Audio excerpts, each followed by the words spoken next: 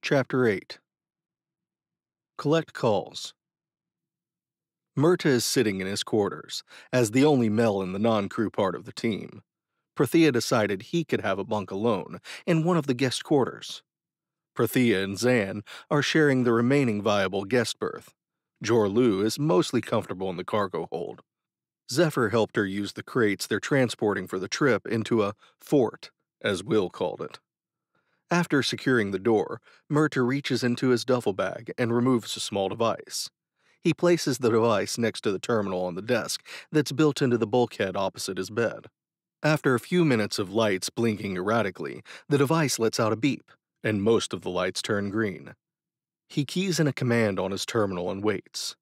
After what feels like an eternity, the display changes to a mostly blank screen, with a small logo in the center. "This is Harrith Internal Security. Please identify yourself," a voice says. The sex of the voice's owner is impossible to determine.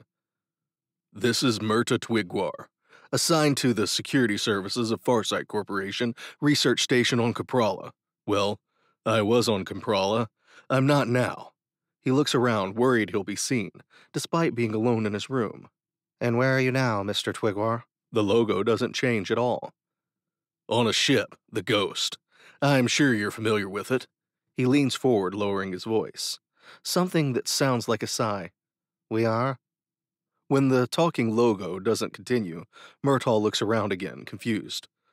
Yes, well, the Ghost is en route to something I think the Harrith people could greatly benefit from." "Mr. Twigwar, I'm quite busy." Yes, right. The scientists on Caprala found something. Sorry, not something. A ship. A huge ship. Larger than a peacekeeper carrier. Derelict." "I see. Where is it?" For the first time, the logo sounds interested. "I'm transmitting the coordinates now on a sub-channel. The Ghost will be on site soon." "Coordinates received. How soon?" 5 standard days," Murta replies, looking more relaxed now. "We cannot get assets on site before then, or even after within any reasonable time frame. I'm sending you instructions and technical specifications on the same sub-channel. I assume you have access to a printer." "I do, yes. I think there's one in the machine room here." "Manufacture the specific components. One of them is a secure communicator. Once you've placed it, we'll be in touch." "Acknowledged, I'll—" The logo has vanished. "Oh, okay. They hung up." He sighs. He glances at the lower right corner of the terminal screen. There's a file waiting. He copies it to his pad and quickly deletes it from the terminal.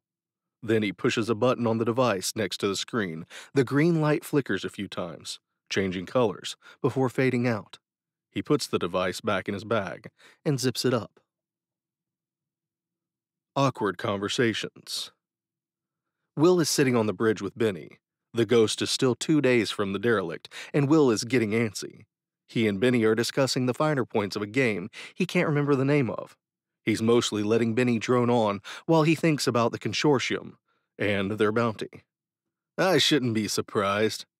Zarex is a rat who'd probably sell out his own mother. Does he even know his mother? So much money wasted paying off that damn bounty. Did Zarex come from an egg? I wonder how big the egg was," he thought to himself. "Will!" "Huh, what? Sorry." He looks around. Benny is staring at him, slowly shaking his head. Standing at the hatch, waiting to enter the bridge, is Murta. "Permission to enter?" the head of security asks. "You don't have to ask anymore, but I appreciate the gesture." Will gestures to an empty seat Murta has occupied on previous visits to the bridge. The tall Harrith walks in and glances over to Benny's station. And he makes what looks like a gagging expression. "Best not to linger," Will says, turning in his chair to follow Murta's progress around the bridge. Murta sits and looks at Will. "I wanted to talk about the ship." Will sighs. "I'm shocked. Look, Murta, we've talked about the ship at least once, if not 3 or 4 times, every day of this journey. Do you really think there's anything left to say? Did you come up with some brilliant new way to try and lay claim in the name of the Harrith people?" Will isn't actually mad, but he is definitely tired of the conversation. "Tell me, did you save my people because you thought it was the right thing to do?" The tall Harrith is staring intently at Will. Benny, who has been doing his best to ignore the conversation, hops out of his seat. "What was that, Gabe?" You want to see me in the engineering space? I'll be right there. He secures the hatch faster than Will has ever seen him move. Cursing Benny under his breath, Will finally answers. No, well, not in the way you're asking. Did I do it for Harrith Prime? No. Until we realized what was happening, I'd never even been to your corner of the quadrant. He shakes his head. We got involved because we had no choice. We stumbled onto the information, and the only way to clear Zephyr and Maxim's name, and the only way to get Zarix off our back, was to blow the lid off the Peacekeeper thing. The only way to do that was to go to Harrith. So we went to Harrith. Screwing Janice was also a nice benefit, but other than that, no, I'm sorry, we didn't do it for the people of Harrith, specifically. Before Myrta can say anything, Will continues. That said, I'm glad we did it. I'm glad your people are still independent. I'm glad your navy wasn't entirely wiped out from the galaxy. I think the GC is corrupt and the Peacekeepers do more harm than good, and I'm glad we were able to slow down their expansion plans. Myrta nods. I see. He starts to stand. Myrta, wait. He raises a hand to stop the pouting security officer from leaving. What do you imagine your people would do with a ship like that? Let's pretend for a minute that no one else has a better idea. The ship was 100% functional, and we can operate it. And we decide it should be in the Harrith Navy. What would they do with it? The other man stays silent for a minute or two, looking down at the deck before answering. Destroy the GC. Go to Tarsus and destroy Peacekeeper Command. Will blinks 3 or 4 times. Oh, well, okay. That's not the answer I was expecting, actually. I mean, it's certainly an option, for sure.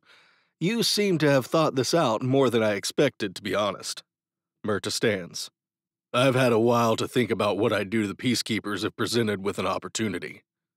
Without another word, he turns and leaves the bridge. Alone time. Zephyr and Maxim are sparring in the corner of the cargo hold that they've converted into a workout area. Both are holding heavily padded pugil sticks, circling each other. Is this what you pictured for us? Zephyr asks. Sparring? Without missing a beat, Maxim spins his stick high, going for her head. No! She drops below the swing, bringing her stick expertly around in an arc, striking his midsection. He lets out a grunt, spinning with the impact, then drops his stick low, clipping her ankle. Zephyr rolls out of the fall, coming back to her feet opposite her partner. I mean, on a ship like this, saving the sector from war, exploring derelict ships. She makes a rolling motion with her hand. The list goes on. Maxim moves in with an overhand swing, dodging her parry and bringing his pugil stick up in a defensive block, barely stopping her second swing. Don't forget traveling with a human. Well, a human, an annoying Braylac, and a liberated Peacekeeper service bot. She nods. Humans, such a weird race. Think they'll ever be a part of the GC? Maxim smiles. God, I hope not. Can you imagine the damage an entire planet of Wills could do? He lunges. They are only one planet, right? Zephyr parries with a swipe of her pugil stick, then whips it around. Maxim barely brings his own stick up in time to deflect the blow. He continues the motion, letting his momentum spin him around, bringing his stick up in a powerful arc. It connects with her shoulder, sending her spinning away. They are weird, aren't they? Yeah, I think they're still just on their home planet. She pants, standing up again, striking a battle-ready stance. Before Maxim can regain his footing, she lunges forward, her pugil stick darting straight out to connect with the big man's chin. His feet leave the floor, not a small feat in itself, and he flies back a few paces, landing with a thud.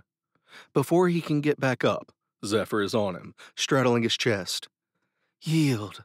He coughs once. Yield. She leans down and kisses him, then sits back up. Do you think all humans are like Will? He shakes his head. Impossible, he chuckles. They'd have likely blown up their planet a long time ago, if they were all like Will. Zephyr's face turns serious. Think we'll ever go home? Home is right here, at least for now. I have you. I have the rest of them. He pauses. For better or worse. She laughs and leans down for another kiss. From the opposite corner of the hold, there's a cough-like sound. They look up to see Jorlu is poking her head over the storage crate fort turned living space. She smiles and waves at them awkwardly. Hello. The past. Wake up. The voice doesn't belong to anyone Will remembers being in the room when he went under for the procedure. Of course, there were a bunch of people there, none that Will knew, and very few whom he could identify the species of. Wake up. A pause. What did you say this one was? Hoban? Vulcan? Another voice. Human. Zarek says he's the only one. Do you think Zarek's destroyed his planet? Anything is possible. But no, I think Zarek said this one somehow got off planet and found his way to GC space. If we killed him, Zarex is going to be pissed. Will finally had the strength to speak, or rather croak. Not dead. He opens one eye and sees something with huge, pupilless blue eyes and a mouthful of razor-sharp teeth looking down at him. Sweet boneless Jesus, he shudders, clamping his eyes closed, then opens one slowly. Blue Eyes looks away and addresses a companion that Will can't see from where he is laying on the table. Get him ready for training. 15 minutes later, Will is in a plain white jumpsuit in a room with various pieces of equipment and weapons, and what looks like a dentist chair.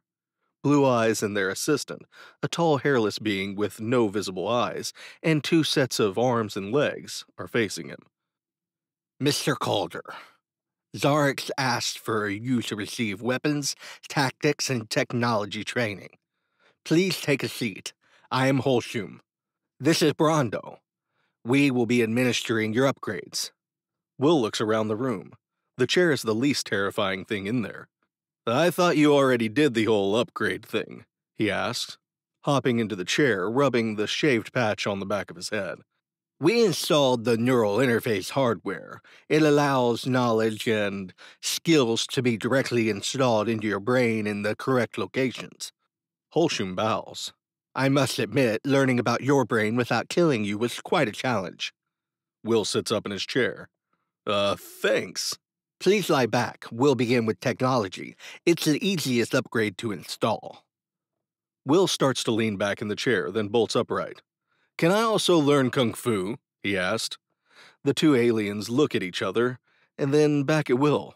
Brondo asks, What's Kung Fu? Will responds, shaking his head. Where's Morpheus when you need him? He leans back in his chair. Let's do this. He closes his eyes. Then they snap. Wait, will it hurt? Without answering, Holshum activates something on the data slate it's holding. What feels like 1,000 ants starts crawling around under Will's skin, biting him. His brain feels like it's being set on fire, then extinguished, then set on fire all over again. Then, just as suddenly as it started, it ends. That wasn't so bad, was it? Holshum asks, smiling. That was terrible, Will says through gritted teeth. It hurt like hell. It feels like my brain is about to explode. My skin feels like it's been peeled off and slapped back on. Brondo looks up at Holshum. That's different. The tall scientist nods. Indeed. It must be something unique to his biology. Make sure you're recording telemetry. The next time we have to work on a human, the process should be less painful. Can it be less painful this time? Will asks, sweating profusely in his chair. Holshum raises his data slate and touches a control. I'm afraid not.